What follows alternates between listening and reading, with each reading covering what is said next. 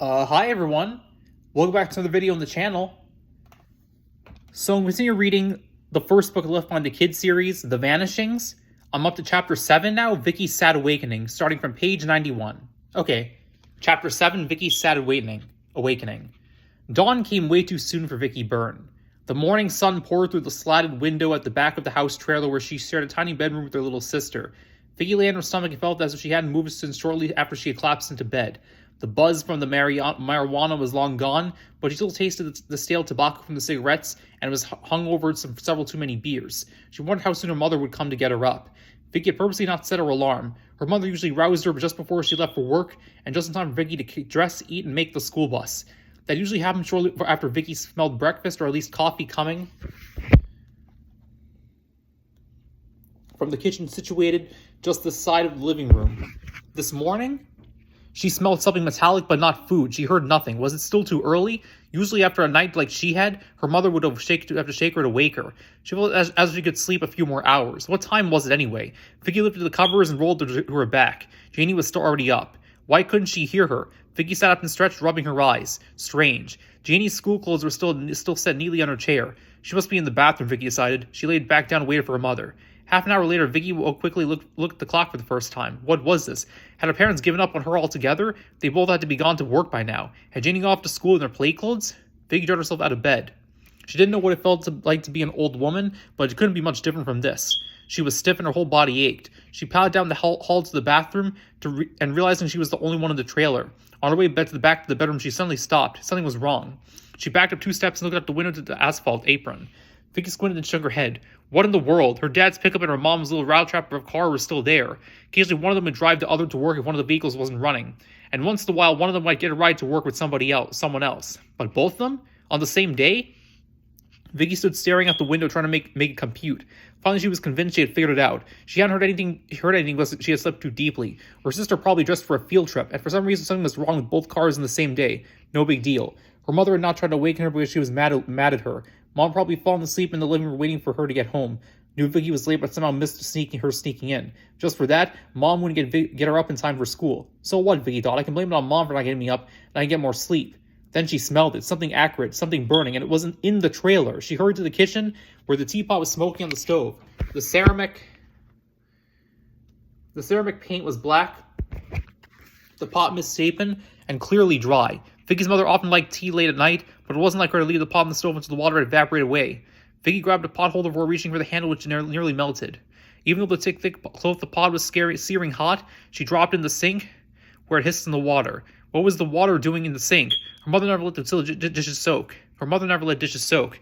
She drew water only when she was ready to do all the dishes, and she always did them all and emptied the sink. Vicki turned off the burner and looked around. Her mother had not even gone out of her teacup yet.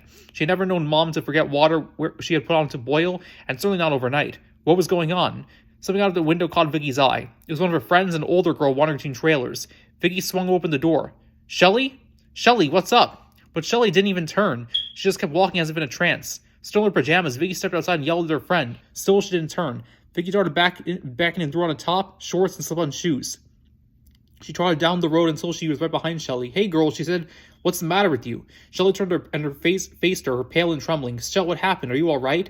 Haven't you heard? Shelley said, looking at Vicki as if she were a stranger. Heard what? What's going on? People are missing, she said, disappeared, vanished right out of their clothes. Watch the news. It's all over the world.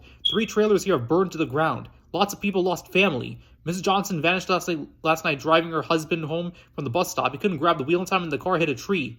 He's hurt real bad. Shelley, are you high? Drunk? Walking in your sleep? What? Shelley turned and walked away. Vicki called after her, but Shelley didn't respond. Vicki looked down the road to the cluster of the trailers at the end of her area. People milled about, talking. Were all these people off work? She set off the road as a fire truck left the area. Could Shelley be right? Vicki hurried back to her trailer and stood on the top step to survey the area. She saw 2 trailers that were just now charred remains, one with smoke still rising. People held each other crying. She didn't want to go back inside, afraid of what she might find, but she had to. She pulled the door closed behind her as she stepped back into the living room. Where was the remote? Her mother didn't like late-night TV. She would have stayed up reading. For the first time, Vicki looked at the chair where her mother would have been waiting for her the night before. Her mother's slippers were on the floor in front of the chair. Curlers and hairpins were strewed about as they had been dropped. Her mother's flannel nightie and thin robe were draped over the chair. Her Bible appeared to have fallen, hit the chair, and flipped over, landing page side down on the floor, forming a little black tent. What was that in the middle of the chair atop her nightclothes? Vicky slowly moved closer. It was her mother's dental plate, the metal bridge with the porcelain tooth she was so self-conscious about. She never took it out in front of anybody, thinking it made her look old to have a bridge work in her mouth from a childhood bike accident. Vicky could barely breathe, hands shaking, her whole body shuddered as she turned on the television. These grisly scenes from around the world, the announcer was saying, could evidence the mass conspiracies that occurred in every country at approximately midnight Eastern Standard Time. She was lightheaded and her stomach churned. This had to be a dream. She felt her way to a chair, unable to take her eyes from the screen. She pinched her arm and winced. No dream. Here again, the newsman said, is one of the strangest images we have received from this phenomenon no one can explain. This video was shot by the uncle of a soccer player at a missionary boarding school in Indonesia. Watch the players race down the field. In slow motion now watches all but one player disappears. The uniform is bowed to the ground as the ball bounces away from the sole remaining player, stops and tears in horror. Watch as the cameraman keeps the video rolling and turns from side to side, showing he's one of the few adults remaining, the rest having all disappeared out of their clothes. Vicky heard a throaty moan and realized it was her own. As the TV droned on and bizarre images came from everywhere, she made her way to her parents' bedroom. Her father's leather necklace, the one that so embarrassed her, lay on his pillow. The necklace had the initials WWJD carved into it, which her father proudly told her reminded him that in every situation he was to ask himself, what would Jesus do? An empty drinking glass lay on the bed in a drying circle of water. Dad liked a glass of ice water in bed almost every night. Vicky forced herself to squeeze between the foot of the bed and the wall and moved to her dad's side of the bed. She pulled the covers back to reveal his t-shirt and boxers, the only thing he ever wore to bed. Where were her mom and dad? Where could they be? What had happened to everyone? What would she do?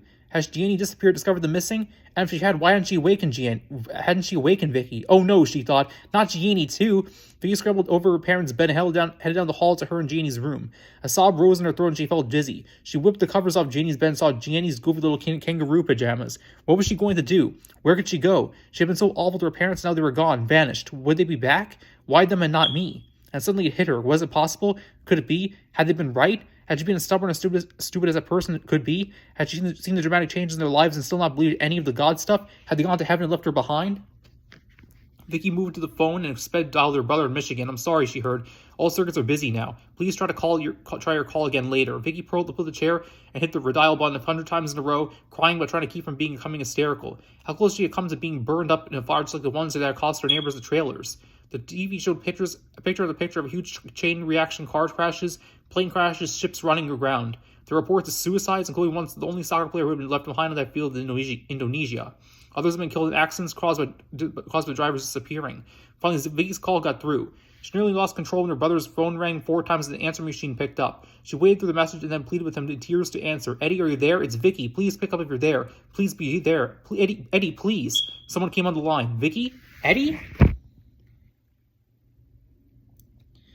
No, this is Bub. Vicky knew the name, but had never met Eddie's roommate. Is Eddie there? No, he's not. Have you seen what's going on, Bub? Who hasn't, kid? Then you know what I want to know. Are you sure, Vicky? I could just as easily tell you I have no idea where he is, just that he's not here. Vicky sobbed. But that isn't true, is it? You found his clothes or something, didn't you? He disappeared along with all those other people, didn't he? You better let me talk to your mom or dad. Bub, they're not here. They're gone, right out of their clothes. My little sister, too. Now tell me about Eddie. Okay, listen, honey, I didn't see this myself, all right? This is all secondhand, but Eddie was working second shift last night. They're 3 in the afternoon to 11. I was off, and we were going to meet in an all-night diner at midnight. I waited for him for about 20 minutes, and I never knew him to be late for a meal. I called the plant, and they said he had left there about 11:30. Wait, Vicky said, what time is it there now? We're on Easter time, sweetie. An hour ahead of you. Oh, and please quit calling me little girl names. I'm 14. Sorry, Vicky. The Vicky picture Eddie showed me must have been when you were little. He showed you a picture of me? He bragged on you all the time. So anyway, a guy comes in the diner who knows this, and he asks me if am I waiting for Eddie. I say yeah, and he says Eddie was in a wreck a couple of miles up the road. I ask him, is Eddie all right? He says they couldn't find him. All his clothes and stuff were in the car, but he was gone. Vicky was crying. The guy tells the diner guy to get the TV on, that people disappeared all over the world. The waitress runs to a booth in the back and screams. She says, I thought those guys had sneaked down their bill. Their suits are all still here. She about fainted. Anyway, we watched TV for a while, then I came home. You know where all those people are, don't you? I think I do, Bub. Do you? Eddie talked about it all the time. He told me about your mom and dad getting religion saved. He called, he starts going to church, and then he gets saved. Dragged me along a couple of times, but it wasn't my thing, you know? You think that could be it? They're all They're all in heaven? I don't know what to think else to think, Vicki managed. What else could it be? You're going to be all right? I don't know what I'm going to do. You want me to come down there and look after you? Want me to come down there and look after you? Far as I know, I didn't lose any family, but maybe a couple of other friends. Don't worry about me, bub. I usually ride the school bus with the black girl who knows all about this stuff. I'm going to try to find her. Hope she's still around. Good luck, bub said. This is really wacky, you know? That seemed to Vicki a pretty mild thing to say about the craziest thing that ever could have happened in history. She hung up and turned all the way around. Before she stood, she could see her mother's bed close to the chair, her father's t-shirt in the bed, and the door to her and Janie's bedroom down the hall. Vicki didn't know what to think. Part of her was glad her family was right. She wouldn't wish her own feelings on anyone, especially on people she loved. Yes, she realized she loved them, each of them, all of them. She only hoped they were in heaven. It wasn't like they were dead. But they might as well have been. She had become an orphan overnight. And all of a sudden, all those so-called friends of hers, the waste-oids who hid from their feelings and their problems behind a buzz of booze and pot, didn't disturb in the least. The girl she wanted to find was the one she often sat with on the bus, the one who tried to explain to her what had happened to Vicki's parents when they got saved. Vicki looked in the phone book under Washington. There were dozens of them, and she didn't know Clarice's father's name. She had every Washington whose name began with an A or B, or about half of them whose names began with a C, but none knew Clarice Washington. Then she remembered that Clarice's mother worked at Global Weekly magazine. Vicki looked at the number dialed. She was told Mrs. Washington was not in yet, and that no, they could not give out her home number. Her home number. Is this an emergency, young lady? It sort of is, Vicki said. I'm a friend of her daughter, Clarice. I need to talk to her. The woman at the magazine told Vicki she would call the Washington home and pass on her message. I'm sure she'll call you, the woman said. So yeah, that's chapter 7 of The Vanishings of the first book Left Behind the Kids series. Chapter 7, Vicky's Sad Awakening. Yeah, that was chapter 7. Take care, everybody. Another video from my Storytime channel.